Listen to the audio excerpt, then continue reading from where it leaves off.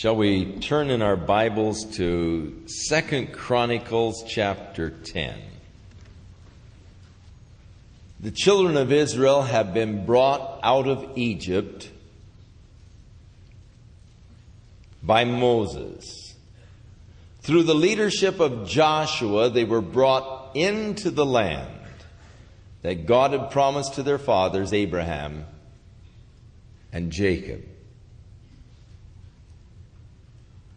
For a period of time in the land, they were ruled by judges. But there came a time when they began to demand that Samuel would anoint them or appoint them a king, as the other nations around them had kings. They also desired a king to rule over them. Now, it was God's purpose that the nation Israel be a unique, special nation in the earth. That they would be a theocracy, a people who were governed by God. And you may say, what is the highest form of human government? It would be a theocracy, where people are governed by God. But the people were no longer satisfied with a theocracy. They wanted a king that could lead them into battle. A king that they could look to that would lead the nation. And so they went from a theocracy to a monarchy, as Saul was anointed first king over Israel. Now, it was God's purpose that Saul, as a king, would be so yielded to God and would rule over the people in such a way as that he was just sort of a mediator between God and the people. In other words, he would be in tune with God in order to receive the directions and instructions from God, and would so lead the nation in the ways of God. Just the intermediary between God and the people. However, Saul became lifted up with pride. And he rejected the command of God. And in his rejection of God, that is, submitting himself totally and fully to God, God rejected then him as king. And the dynasty of Saul ceased with him. But God raised up another king after Saul, David, took him from the sheepcote, from following after the sheep, and set him on the throne over God's people. And David was a man after God's own heart, because David was after the heart of God. Though he was far from perfect, though he was guilty of terrible sins, yet because basically in his heart he was seeking after God and sought to do the will of God. God called David a man after his own heart, and God promised David that from him there would be a ruler that would come, that would rule forever.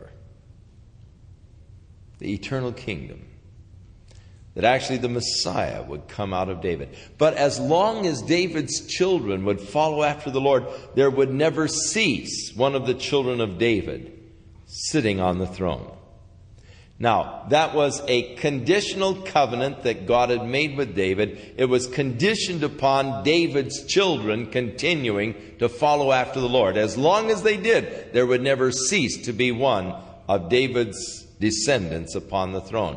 However, David's descendants failed to keep the covenant of God, and after Zedekiah, there were no more kings.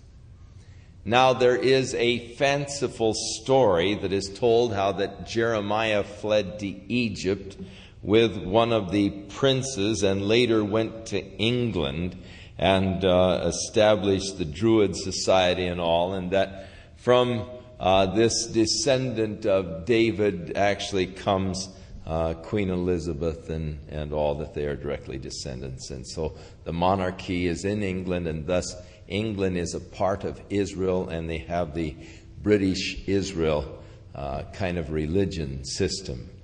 The Anglo-Israel races and so forth being Israel, and so then they interpret all of the Bible prophecies that relate to Israel as being fulfilled by the United States, Germany, Denmark, Sweden, England, and so forth. But it's a fanciful story, and it does lack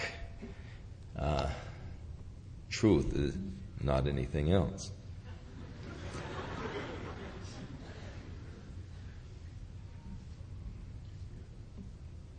So David, under his reign, the kingdom was blessed because David sought the Lord. And God blessed David, and God blessed the kingdom under David. And David desired to build a temple, a house, for the Ark of the Covenant. For David was dwelling himself in a beautiful palace, and the Ark of the Covenant was in a tent. And David was rejected by God as the builder of the temple because of the fact that he was a man of war and shed a lot of blood. But he said, I will raise up a son after you who will sit upon the throne, and he shall build the house. So David went about and prepared all of the materials, gathered the gold, the silver, the iron, the brass, the timbers, the hewn stone. And then he drew up the plans. And then he abdicated the throne to his son Solomon, giving him the plans and encouraging him to go ahead and to build this house unto God. So Solomon set himself at building, and for 7 years, with what is in the first chapter of 2 Chronicles here, it tells us about 150,000 men who labored. They built this temple there in Jerusalem. The expenditure of millions of dollars. It is estimated that to replace the temple today that Solomon had built would run into the billions of dollars. And it was a glorious day. The temple was completed. The day of dedication had come. And the glory of the Lord filled the temple as the cloud of God's glory descended upon it. And there Solomon, in a little brass platform that he had built out in the courtyard, addressed the people, telling them of the faithfulness of God, and then he knelt and prayed, recognizing that the heavens cannot contain God.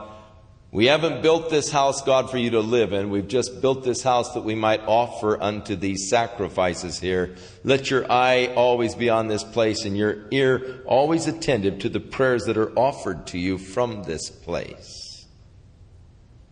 And then he could foresee down the line the tragedy of the people turning away from God and the resultant effect that it would have upon their national life. The disasters that would overcome them as a nation. Natural disasters, such as pestilences, such as weird weather conditions, drought conditions, or the disasters from being turned over into the hands of their enemies, being defeated, and their men being taken hostage. And he's brought up these various conditions that may result from the people's sin, always saying, and Lord, if they turn to this place and they cry unto thee, hear thou from thy holy place in heaven, answer their prayer and deliver them.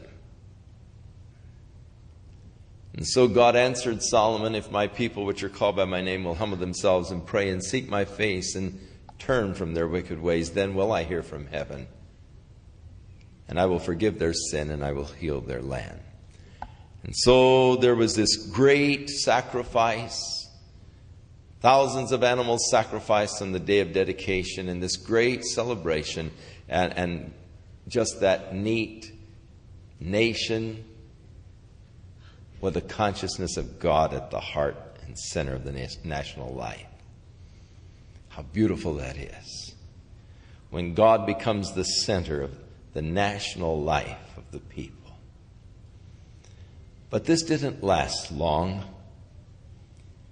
In fact, Solomon himself, before he died, began to worship other gods. He had disobeyed the voice of God.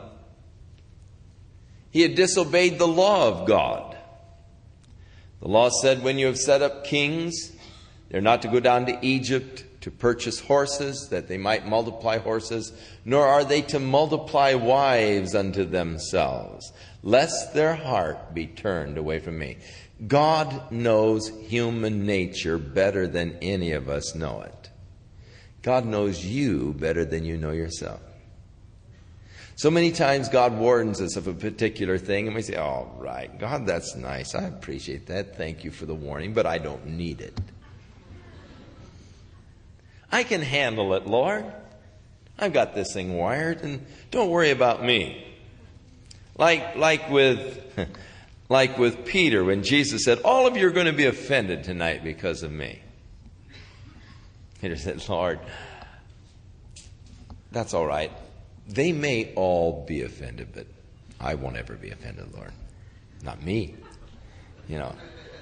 The Lord said, Peter, before the cock crows, you're going to deny me 3 times. Lord, if they would slay me, I would never deny you. Oh, but Jesus knew him better than he knew himself. And that's always the case.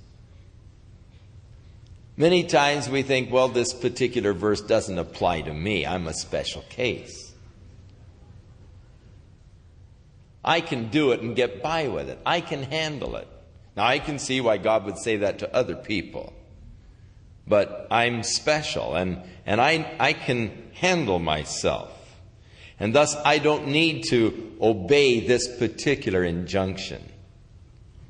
God said, and they are not to multiply wives unto themselves, lest their heart be turned away from me. Solomon multiplied wives unto himself. Some 700 of them, plus the 300 concubines. And what happened? His wives turned his heart away from the Lord. So, by the end of Solomon's reign, there began a deterioration. And this is just right after the height, the zenith of the kingdom. Brought into this great position of strength and wealth through David. And then through the wisdom of Solomon in his early years, brought to this place of great glory and prominence. But it lasted so short. And there began that downward trend. So that at the death of Solomon, and here's where we get into chapter 10 tonight, his son Rehoboam began to reign over Jerusalem. And he reigned for 17 years. And in that 17 years, the kingdom went from this glorious height and deteriorated into just a second-rate nation and power. The slide down is so rapid. And once it gets started, it's hard to reverse. This is the thing that concerns me so much about our nation today. Once you start that downhill trend, it's so fast and it's so difficult to put on the brakes and to stop. And it would seem to me that our nation at the present time is plunging down into a second-rate status so rapidly. And I really don't know if it can be reversed or stopped. Once mighty, once glorious. A nation that was established under God. A nation that stood forth in the world as a Christian nation, but has become so totally corrupt, obscene, and has sought to just rule God out of our national life.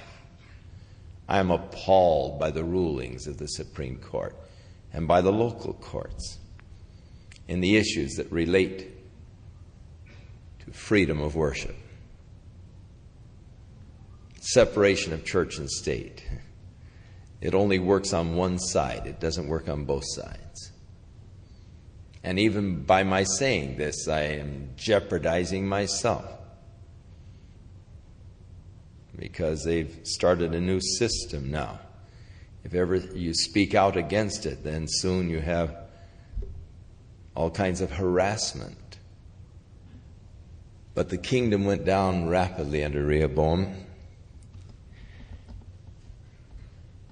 In fact, the kingdom was divided right at the beginning of his reign. When Rehoboam was anointed king,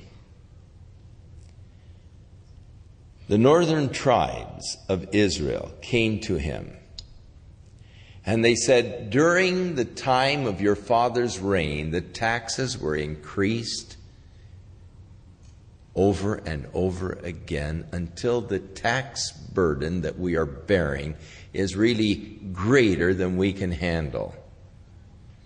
And Howard Jarvis got an initiative to cut the taxes, and he presented it to Rehoboam. And so Rehoboam said, give me 3 days and I will give you an answer regarding this. They said, cut the taxes. We've got to have a tax cut. He said, give me 3 days to answer you. So he went to his counselors, the old men that counseled his father Solomon. And the old men said, you know, these people have a just cause. The taxes are overbearing. We need to relieve them of this tax burden. It would be wise to go ahead and cut their taxes. And then Rehoboam consulted with the younger guys that he was bringing in to reign with him in his kingdom.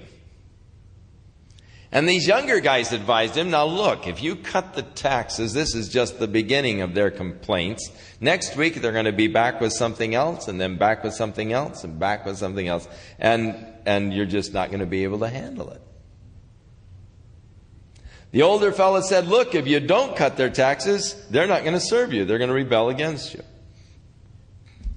But Rehoboam listened to his younger counselors, and he forsook the counsel of the older men. And when the people came back after 3 days to get his answer, he said, hey, you think my dad was tough? You haven't seen anything yet. Where he whipped you with whips, I'm going to whip you with scorpions. Well, my little finger will be thicker than his thigh. And he gave these threats, and the people said, to your tents, O Israel, what have we to do with David? And so the 10 northern kingdoms, or 10 northern tribes, rebelled against Rehoboam. And they took this fellow Jeroboam and they said, we want you to be king over us. And so Jeroboam became the king over the 10 northern tribes. And Rehoboam was now just left with the tribe of Benjamin and the tribe of Judah, plus the tribe of Levi. Because Jeroboam in the north, the kingdom that was known now as Israel, established the calf worship in Israel, and he began to just make priests out of anybody. And there came really a total religious confusion in the northern kingdom. And the Levites left the northern kingdom, and all of those people who really loved the Lord, they came on down and gave their allegiance unto Rehoboam in the kingdom of Judah. Rehoboam sent a tax collector up to the 10 northern tribes, and they killed him. And so Rehoboam gathered his army, and he was going to march against the northern kingdom, and the prophet of the Lord came and warned them not to fight against the northern kingdom. And so they returned, and they sought to establish the kingdom under Rehoboam. But it wasn't long after he had returned to Jerusalem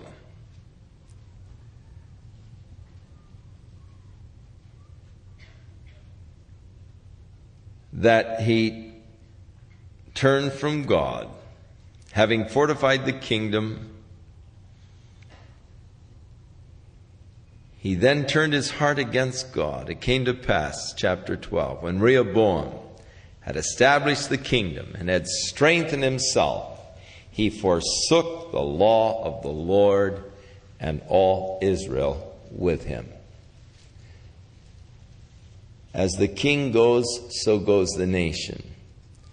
Having forsaken the Lord, he led them in a path away from God. And there came from Egypt a Pharaoh by the name of Shishak, who began to invade the land of Judah and take the cities. Actually, the Lubims and the Ethiopians had come with him with a mighty host. And they came to Jerusalem and began to besiege Jerusalem. And a prophet of the Lord came to Rehoboam and said unto them, Thus saith the Lord, You have forsaken me, and therefore I also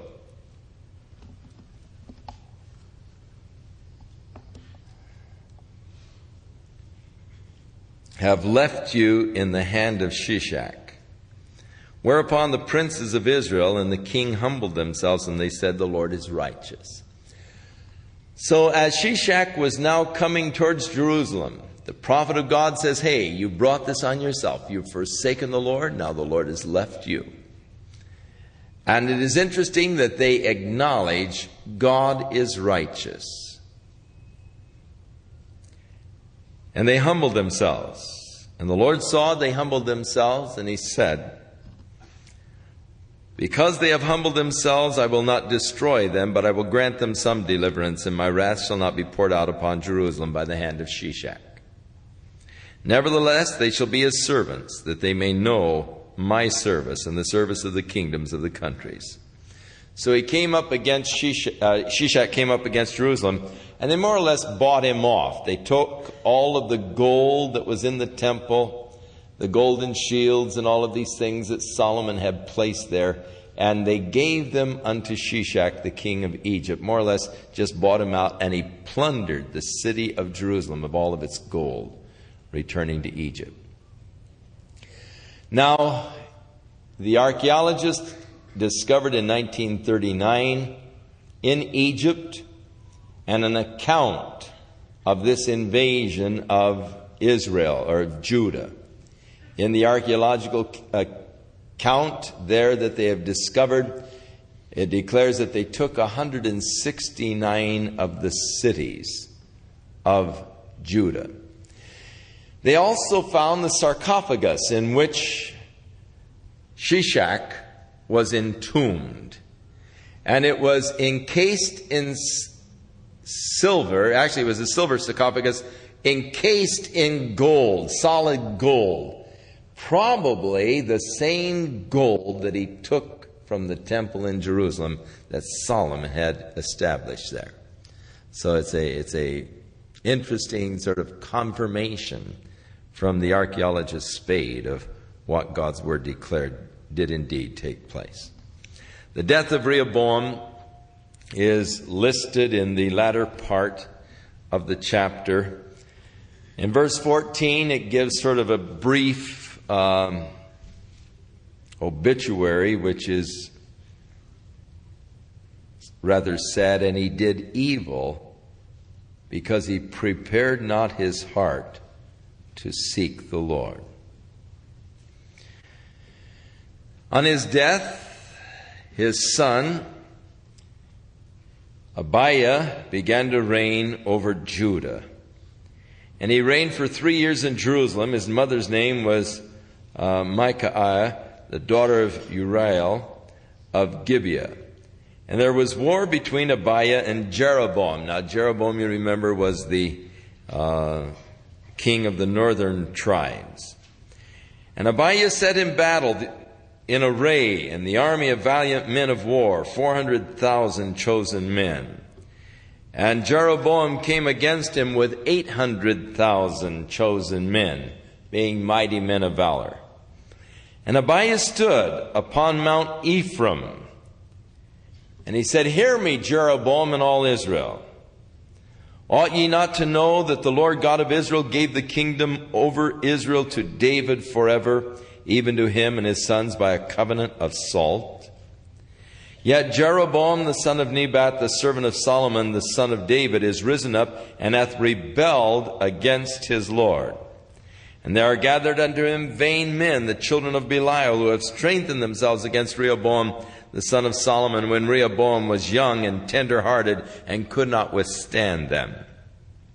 And now you think to withstand the kingdom of the Lord in the hand of the sons of David, and you're being a great multitude, and there are with you golden calves which Jeroboam made for your gods. And you have cast out the priests of the Lord, the sons of Aaron, and the Levites, and have you made yourself priest after the manner of the nations of other lands, so that whosoever comes to consecrate himself with a young bullock and 7 rams, the same may be a priest of them that are no gods. But as for us, Jehovah is our God, and we have not forsaken him. The priests which minister unto Jehovah are the sons of Aaron, and the Levites wait upon their business.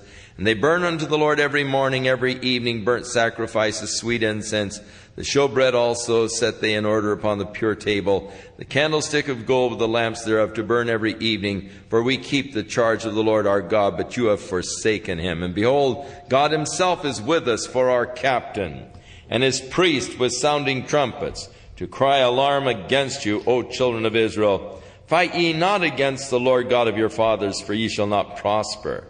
Now here he was actually giving to them a speech, a warning, and more or less rehearsing this period of history.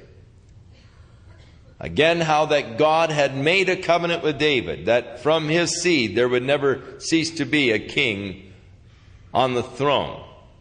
And they were rebelling against the word of the Lord in setting up Jeroboam as their king. And they had made then these golden calves their gods. And they were worshiping them, and they had forsaken the worship of God. They began to establish a system of priesthood more or less by simony. You could purchase the office of the priest. And vile men began to be the religious leaders. But he said, we are still worshiping Jehovah. We still have the temple services. The priests are still offering the morning and evening sacrifices unto God, who are the sons of Aaron, the Levitical order. And you're rebelling and fighting against the Lord, but God is our captain. He's on our side. Now, while he's making this speech, Jeroboam orders half of his troops to go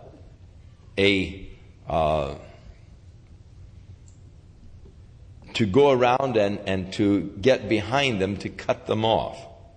After all, he's outnumbered them 2-1. There's 800,000 mighty men of valor with Jeroboam, only 400,000 of the men of Judah that had come against him. So this action of sending half the troops around to come from behind. And so when the king is finished with this dynamic speech, suddenly they discover that the enemy is not only in front of them, but behind them too. And they've been encircled by the enemy. And then the men of Judah, it says, gave a shout. And as the men of Judah shouted, it came to pass that God smote Jeroboam and all Israel before Abiah and Judah.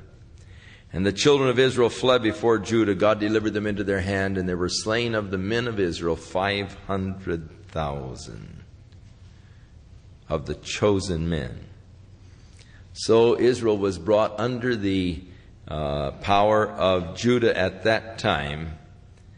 And Abijah pursued after Jeroboam, took several cities, the city of Bethel with the surrounding suburbs.